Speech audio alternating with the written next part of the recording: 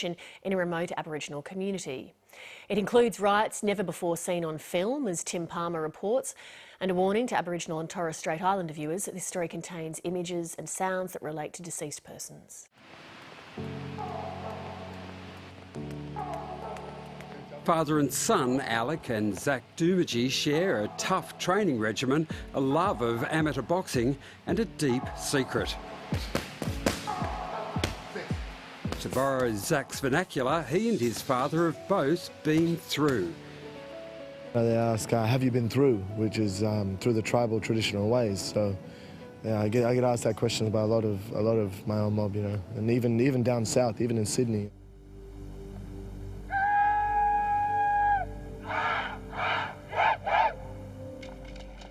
What Zach Doomadgee has been through is an ancient tradition, his tribal initiation. Now, at least part of that secret rite is to be unveiled.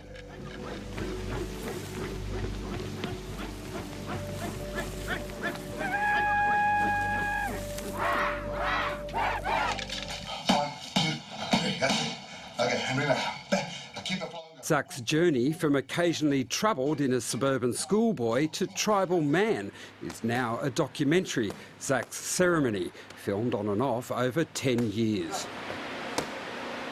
I want to be a man, not just a little boy that thinks he knows everything. The younger Zach's seen fighting in response to bullying and straining at the leash of his father's discipline. Now Zach says the ceremony has smoothed his path. Patience was a big one for me. I had to learn how to be quiet. Grounding, that's the main thing. It gave me grounding. The purpose of it is to show that boy where's his place within that spiritual universe, is the laws that govern our society. Basically, our 10 commandments, I guess.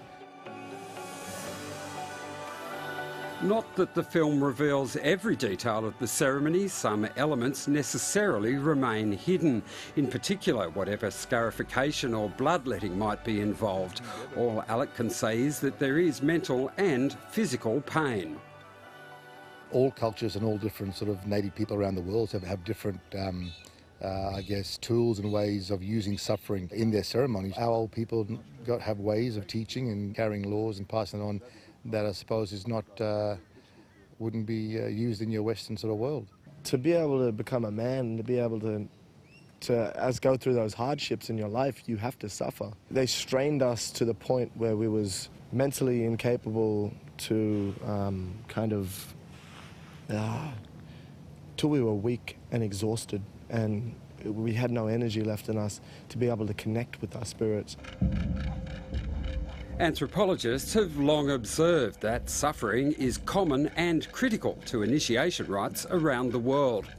We use, feelings within the body that takes, I guess, young men into a trance-like state sometimes, so that whatever knowledge or laws are being passed over to them is taken on in a spiritual sense, in an out-of-body experience. It traumatized me to learn more. It thrived me to want to learn more. It just kept pushing this cultural stress on me. So it was like, what do I want to know? When I go out and talk to people, do I want to represent as Zach, or do I want to say I'm Dungamaji from the Wanyigarawa and Gangaleta tribe? It gave me a purpose. The film charts some of the history that could have robbed Zach of the chance of ever being initiated. When his family's traditional land in Gulf country Queensland fell under the control of Brethren missionaries last century, the old religion was nearly eradicated. It was in a critical state for a long time where, initiation ceremonies were to be abolished altogether and stamped out. We were fortunate that a lot of, some of the tribal men and women decided to take the ceremonies underground and to keep it hidden, I guess, from the missionaries. For a family of mixed heritage, initiation has a particular purpose. When I come up here and I get called white, I go back down there and I get called black. So either way I'm going, I'm getting racist comments from everywhere. I am a half caste. I am a yellow boy. English descent does run through my skin somewhere. I have a little bit of white in me, so But it gave me the knowledge and the power to be able to stand up and say, no, I'm a tribal man, I'm a Wanyigarawa man. It has been a remedy for me and my family. So for me, it's given him a bit more of a stronger connection to who he really is, so that no one can tear him down. In the same way, Alec Dumagy hopes the ceremony can bring others out of despair. Suicide is a major problem. It's an epidemic in Indigenous communities. And I hope that this process of reconnecting with ceremony and culture and law is a way forward and is an answer to getting those kids reconnected.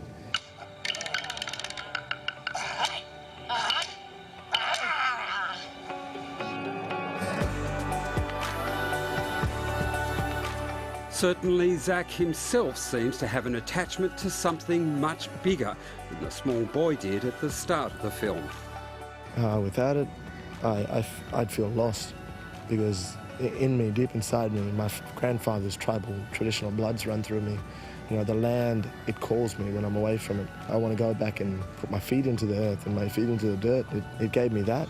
It gave me a purpose of why I'm Indigenous. I honestly don't see a life without it.